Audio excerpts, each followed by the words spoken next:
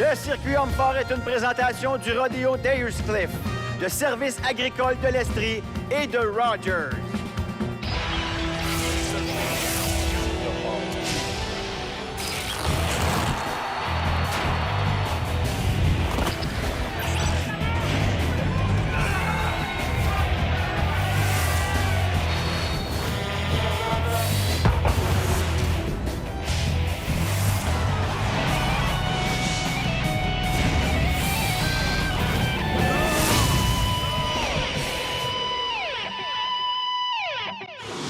Ayerscliff au Québec, RDS vous présente aujourd'hui la suite du championnat de l'Est du Canada 2025 du circuit Homme-Fort. Ici Martin Gauthier pour analyser la compétition. 9 fois champion canadien et l'un des meilleurs au monde, notre homme fort québécois, Jean-François Caron. Salut Jean-François. Bonjour Martin. Aujourd'hui, toujours 22 athlètes en liste qui veulent se tailler une place pour le championnat canadien. Mais là, la pression monte parce qu'après la prochaine épreuve, on réduit à 12 compétiteurs. Et pour maintenir l'équilibre et la rigueur de la compétition, notre arbitre chevronné, Yannick Normandin.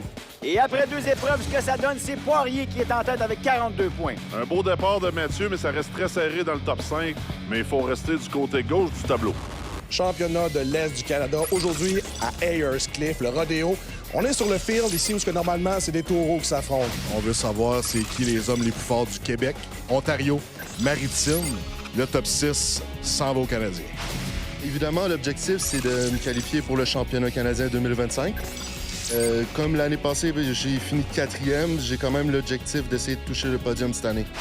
J'aimerais bien aller au championnat canadien cette année. Je suis vu comme un maître, vu mon âge. C'est excitant d'être ici. Il y a beaucoup de nouveaux visages. Alors, une très belle compétition. C'est ma première compétition professionnelle. Je suis un amateur. Et aujourd'hui, je souhaite faire en sorte que ça aille super bien. Ouais, j'ai fini 11e l'année passée au championnat de l'Est. J'aimerais ça finir encore un peu plus haut dans le classement. Je vais essayer de peut-être me classer au Canadien. L'année passée, j'étais à Lettonie, déployé avec l'armée pendant 6 mois. Aujourd'hui, je suis revenu ici en forme. Mon premier objectif, c'est de m'amuser avec les boys, mais passer sûrement sur le podium. Aujourd'hui, je suis champion défendeur. Le but, c'est de garder mon titre. On commence à 3 épreuves. On va se qualifier pour la finale. Puis après ça, le meilleur va gagner. Je m'appelle Alex Lacaire, puis le circuit Homme-Fort commence maintenant. 3e épreuve de cette compétition, la pierre d'Ousefel. Un classique islandais, Martin, mais ici, version sac de sable de 330 livres pour la plus grande distance possible, sans limite de temps. C'est la dernière portion des qualifications. Tu l'as mentionné, Jean-François, ça, c'est important. On a Samuel Daigle et Brian Pennell qui vont tenter de transporter cette charge le plus loin possible. Mais c'est important. Après cette épreuve, on élimine plusieurs compétiteurs. Exact. On va couper à 12. Les athlètes ont 30 secondes pour partir avec le sac. Fait qu'on peut prendre notre temps de se placer comme on veut, mais 30 secondes est alloué pour soulever le sac et commencer à marcher. Par la suite, quand on va échapper la pierre ou le sac de sable, c'est là que la distance va être prise pour un maximum. Mais je m'attends peut-être que les meilleurs athlètes peuvent aller à 2 allers-retours environ, mais c'est sûr qu'il y a peut-être des athlètes présentement plus loin au classement qui vont être en mesure de surprendre des athlètes plus expérimentés là, qui sont peut-être les meneurs présentement. Et laissez-moi vous dire que c'est un gros sac de grosserie, ça, hein? D'une pesanteur de 330 livres. Alors, ça vous pèse sur l'abdomen, pas à peu près. Très difficile au niveau cardiovasculaire, cette épreuve, Martin. Les jambes chauves. Également, au niveau des bras, les biceps travaillent énormément pour tenir le sac en place. Alors, 37-67 pour Samuel Daigle. C'est pas mauvais. Brian Pennell, lui, qui laisse tomber la pierre ou le sac, si vous voulez, à 33,22 mètres. On poursuit avec Alex Lacaire et Philippe Bouchard. Oui, 2 athlètes de niveau amateur. Philippe qui est un pompier et Alex un déménageur. J'ai hâte de voir ce qu'ils vont être en mesure de faire, mais je vous dis, ce sac-là est très lourd. La prise au niveau du sac, on n'a pas vraiment de place pour s'agripper. Et les athlètes n'ont pas eu toute l'occasion d'entraîner avec ce sac de sable-là. Mais là, c'est bien parti pour Philippe. Reste à voir. On voit que là, juste tenir le sac en place, c'est difficile, mais on n'est pas bien pris là, du côté d'Alex Lacaire. Oh, ça ne sera pas une super bonne distance pour lui, malheureusement. On a déjà un aller de fait pour Philippe Bouchard. On doit travailler fort, mais malheureusement, la distance pour Alex, là, ça ne sera pas suffisant pour se qualifier. 6,07 mètres. Bouchard qui se bat toujours avec cette charge-là. On va voir la distance de Bouchard, c'est quand même meilleur que celle d'Alex Lacaire. 17,42. C'est sûr qu'un athlète qui est plus grand athlète, Jean-François, qui a les bras plus longs, ça peut être plus avantageux. Oui, c'est sûr. Les athlètes de gros gabarit sont avantagés sur ce genre d'épreuve avec un bon cardio. On va le voir là, avec Jasmin Desjardins, qui est un athlète le plus grand. Vous allez voir, le sac, pour lui, est plus petit de façon relative. Et Francis Marchesso. Oh, c'est bien en pris là, pour Jasmin Desjardins. On voit la prise au niveau du sac est très bonne, est très haut sur la poitrine. On a un joueur de football de 400 livres, fait que, il est plus lourd que le sac. Lui. On voit que ça le taxe pas vraiment, ça va très bien. Francis qui a quand même un bon départ. On voit que les gens également ont de la misère à se repérer, aller dans une ligne droite. On a presque atteint là, la petite pancarte au sol du côté de Francis Marchesso, mais on tient encore. Ça va bien, Martin. Et là, ça va bien, on respire. On doit bien entendu continuer de respirer parce que si tu respires pas, tu perds beaucoup de force et rapidement. Oh, c'est bon, ça va être une bonne distance, là, Jean-François. Très bonne distance, Martin. C'est la première position ça provisoire. va être bon, oui, ça va être bon, ça va être bon. 50-85. Wow, belle performance du jeune Desjardins. Et on continue d'encourager Francis Marchesso. Il se bat avec la charge. Il peut la reposer sur les jambes s'il veut. Oui, on peut se replacer, mais on taxe énormément d'énergie. Je vous dis, quand les athlètes arrêtent de marcher, bien souvent, là, c'est là que ça va se terminer, puis on dépose du côté de Francis. 40... C'est une bonne distance. Quand même, 48, pas mauvais. Jusqu'au bout du tout, ça va l'air très content. Yes! C'est ce que je voulais faire. J'avais étudié 200 pieds. Parfait. Donc, toi, ta femme va être contente que tu amènes l'épicerie à la maison. Tu embarques plusieurs poches de sac. Là. Elle touche à 0 au sac, je te dirais. Après la pause, qui réussira à dompter la redoutable Pierre Doussafel? Restez avec nous.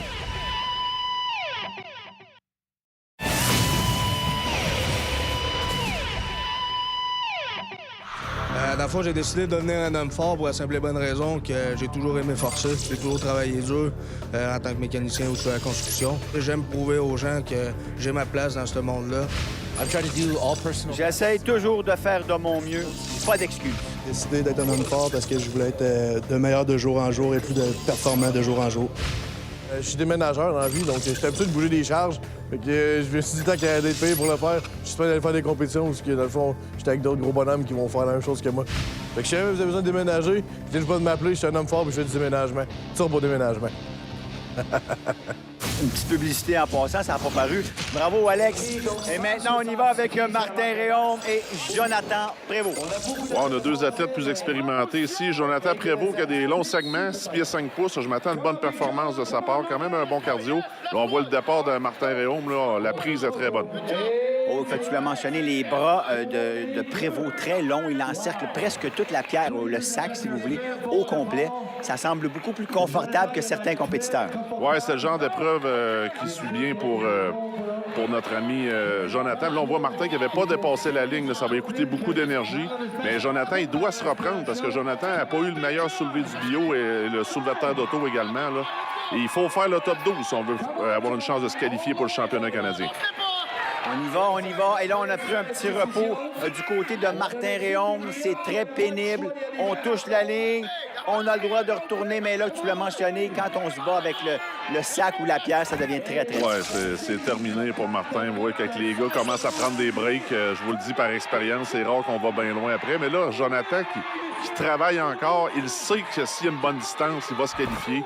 C'était très important pour lui. Est-ce qu'il a battu Desjardins avec 50-85? Non, tout près, 50-62. Belle performance. Il a eu 166 pieds, 1 pouce, man. J'aurais aimé ça le battre, mais c'est cardio en maudit. Qu'est-ce qui tient? C'est tes mains, tes bras? C'est mes bras, mes avant-bras qui tiennent, mais à un moment donné, la force, elle descend. T'as plus de force pour le tenir, fait qu'il tombe. Et rapidement, on y va avec les performances de certains. Lance Lavallée, 9,93. David Nollet, lui, 8,64 mètres, bien entendu. Zhang a réussi 13,72 mètres. Et Tommy Chevalier n'a même pas réussi à soulever la charge. 330. Il ne pouvait pas se déplacer avec. La même chose pour Adrien Nesta, qui a trouvé ça très, très difficile. Par contre, Malenfant Caron, belle performance. 26,87 mètres. Marc-Antoine Campagna, 27,69. Bélanger, lui, 27-20. Et une petite cascade à la toute fin de sa performance. Maintenant, on y va avec Simon Pratt qui se mesurera à Kerry van der Stel. Deux qui devraient être excellents à cette épreuve. Simon a déjà gagné cette épreuve-là à maintes reprises, mais c'était pas le même type de sac. J'ai hâte de voir son cardiovasculaire va comment cette année du côté de Simon, mais Kerry est un très bon athlète. De retour après un an d'absence, parce que Kerry est un militaire, était posté du côté de la Lettonie l'an dernier, fait qu'il a manqué plusieurs compétitions, mais a réussi à compétitionner du côté de l'Est européen. Et là, c'est parti pour Simon Pratt, sauf que Simon n'a pas de très grands bras, très difficile de bien d'avoir une bonne emprise sur la charge. Oui, le sac est très gros, Martin, également. Mais le pas de Simon, ça va bien. Là. On va avoir des bonnes distances. Les gars, ce qu'ils veulent surtout, c'est sécuriser leur place dans le top 12. On prend une petite pause du côté de Kerry van der Stel. Oh, c'est difficile pour notre ami Simon. Souvenez-vous, champion canadien en 2023. Mais pas tellement bon. Pas tellement bon. Se tient le coup de gauche. Il est revenu de la retraite, Simon. Et Van der Stel qui laisse tout tomber. On va voir les distances. C'est quand même pas mauvais. 30-48 pour Simon Pratt. Et la distance de Van der Stel qui va être plus grande, bien entendu. 45-72. Ça devrait être suffisant, Martin. Ben Court aussi, tu l'as mentionné, un gars qui est très fort au niveau statique, mais là, on doit se déplacer. Ce sera peut-être pas facile. Contre Yannick Boucher. Oui, Yannick et Ben, des partenaires d'entraînement. Fait que là, ça doit être un petit challenge aussi là, entre les deux gars de la région de Sherbrooke, à la Pierre-Douzafel. Ont déjà participé les deux au championnat canadien. Fait qu'on veut se positionner en très bonne place là, avant de commencer les trois épreuves finales. Je dirais qu'Yannick est peut-être avantagé un peu sur cette épreuve, étant donné que Ben est quand même quelqu'un d'assez corpulent, des bras un peu plus courts, très trapus pour lever des grosses charges, mais le sac Douzafel, c'est peut-être un peu moins sa tasse de thé. Mais ça va très bien maintenant.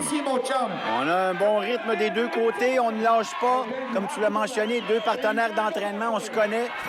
Oh, Court qui abandonne, absolument, c'est terminé. Je pense qu'on s'est peut-être un peu enfargé aussi, Martin. On dirait une perte d'équilibre, on a laissé tomber. Je suis pas sûr que Ben est au maximum, mais là, Yannick a fait un 50 pieds supplémentaire, plus une distance, ça va être des très bons points pour Yannick Boucher. Allons le voir, 48-16 pour Boucher, c'est pas mauvais, 30-48, on l'a mentionné pour Court.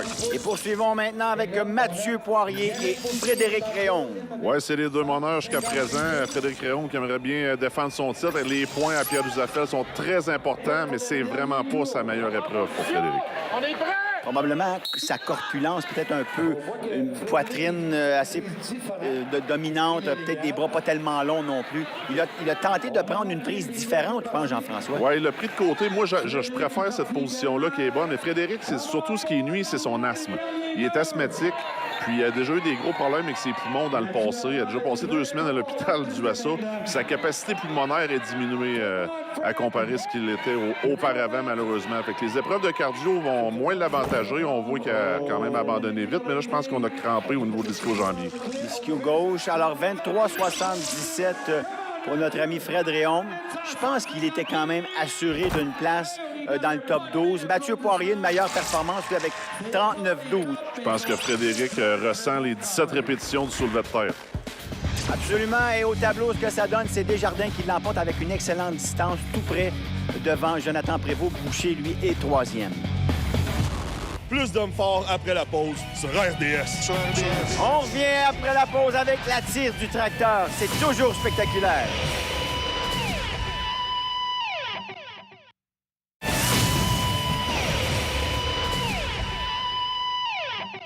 Au niveau de la foule, quand on fait une épreuve, on est beaucoup dans une bulle.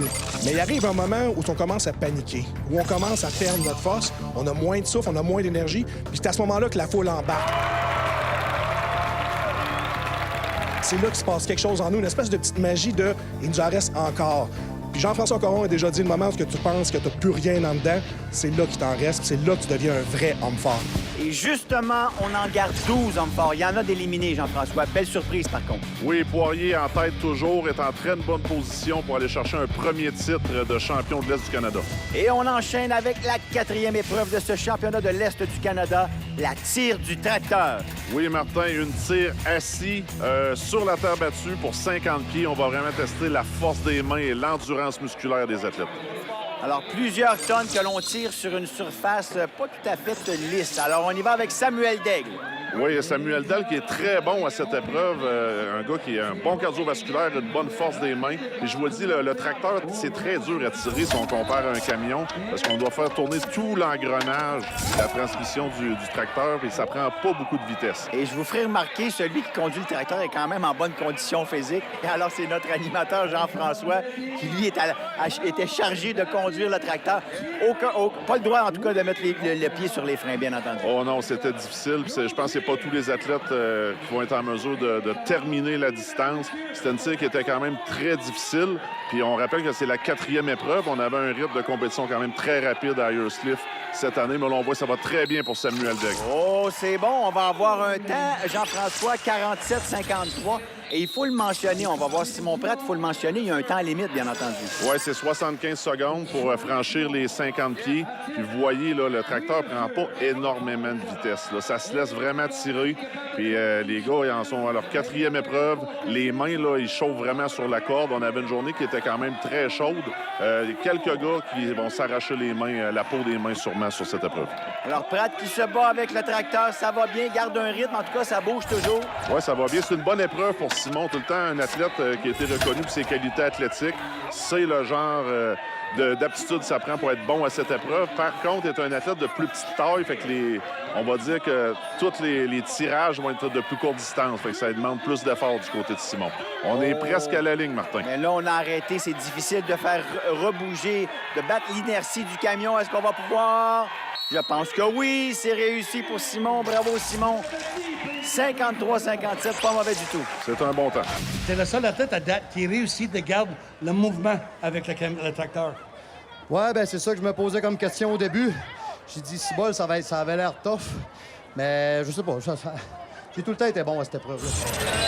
Bravo, belle performance. Maintenant, Yannick Boucher. Yannick Boucher, très fort au niveau du soulevé de terre. Également une très bonne force de préhension pour Yannick Boucher. Ça devrait être un bon temps. Reste à voir si l'endurance va être là jusqu'à la fin. On se rappelle, les gars viennent de marcher avec une pierre. Ils viennent également de faire plus de 15 répétitions du côté de Yannick au soulevé de terre. C'est la fatigue accumulée.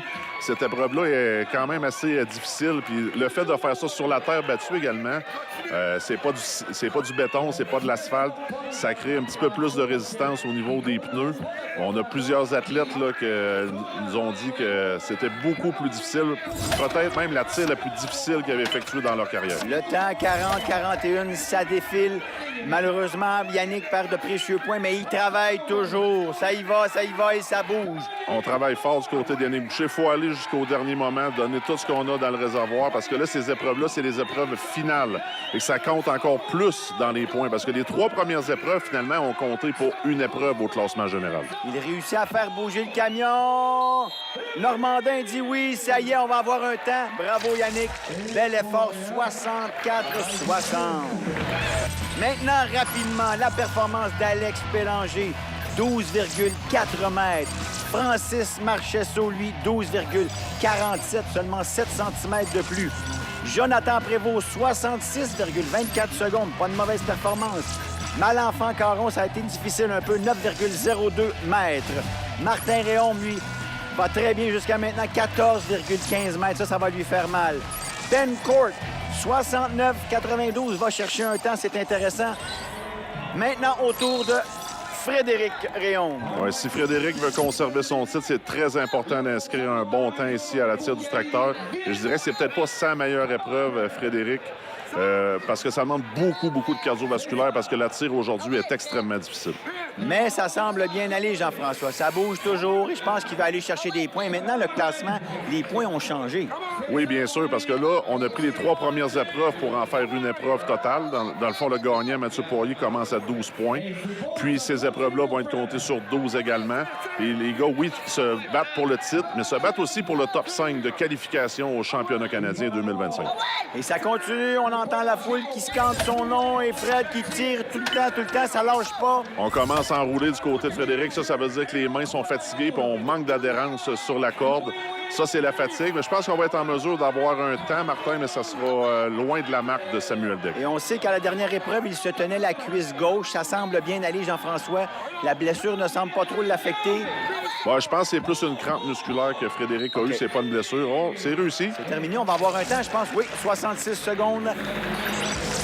Ça va être des bons points, mais pas suffisant pour le top 3. Maintenant, Kerry Van Der Stel, qui continue de nous impressionner. Il a eu une très bonne compétition jusqu'à maintenant. Lui se doit absolument de nous donner un temps s'il veut continuer d'être parmi les meneurs. Oui, Kerry a des chances de remporter cette compétition. La tire assis, pas sa meilleure épreuve. On dirait que Kerry, il va d'une stratégie d'économiser son énergie. Je suis pas sûr que c'est la bonne stratégie. Il faut prendre la vitesse le plus possible. Kerry, on voit déjà enroule le corps, fait qu'on manque un peu de puissance au niveau des mains. Puis c'est un gars qui a pris beaucoup de poids durant la dernière année. Il est au-delà des 300 livres maintenant. C'était plus un athlète qui compétitionnait aux alentours de 275. Fait que ce poids supplémentaire-là, des fois, va affecter notre endurance. Mais c'est pas la tire la plus rapide jusqu'à maintenant. Mais ça bouge toujours, Jean-François. On voit le temps à l'écran, 42-43, ça défile. On va être en mesure de terminer. J'espère qu'on va aller chercher 7 points sur cette épreuve-là. Je pense qu'il va quand même être content parce que c'était un peu sa bête noire puis sa crainte, cette épreuve-là, pour la compétition. Mais ce qui est impressionnant, c'est qu'on voit souvent le tracteur s'immobiliser. Les gars réussissent quand même à redonner du mouvement. 60,15, pas mauvais. Il semble très, très fatigué. Par contre, notre meneur maintenant, c'est lui. Vous l'avez devant vous, Mathieu Poirier. C'est un très bon départ pour Mathieu Poirier. Il est en première position présentement. Peut-être pas sa meilleure épreuve. Le reste de la compétition devrait bien aller, par contre, pour Mathieu, mais il se doit de ne pas laisser filer de points, parce qu'on l'a vu tantôt en qualification. Les points se mélangent très rapidement. Une épreuve peut tout changer dans le classement. Puis il y a également, pas seulement les places de qualification, que je pense qu'il est quand même assuré pour Mathieu, mais il y a également des bourses en jeu. Les gars veulent gagner. Alors, ça continue tout le temps. Quel travail de notre conducteur de tracteur. Excellent travail. Ça va en ligne droite. Le tracteur bouge toujours. Mais c'est quand même très important d'aller en ligne droite, d'avoir des points de repère. Absolument. Pour offrir une résistance similaire d'athlète en athlète, exact. Même si ça ne sera jamais à 100% identique. Absolument. Mais c'est pas facile pour les gars de faire ça dans la terre battue. Mais on est au rodéo, on met les épreuves concept. Voilà, c'est terminé. 63-04. Il est content d'avoir un temps. Et on vous montre celui, bien entendu, qui a remporté l'épreuve. C'est Samuel Daigle avec une excellente performance. Il est suivi de Pratt. Van Der Stel est 3e. Mathieu Poirier, lui, est 4e. Je m'appelle Kerry Van Der Stel et les hommes forts continuent après la pause. Restez là. Et oui, on vous divulgue après la pause celui qui domine après 4 épreuves. Restez avec nous.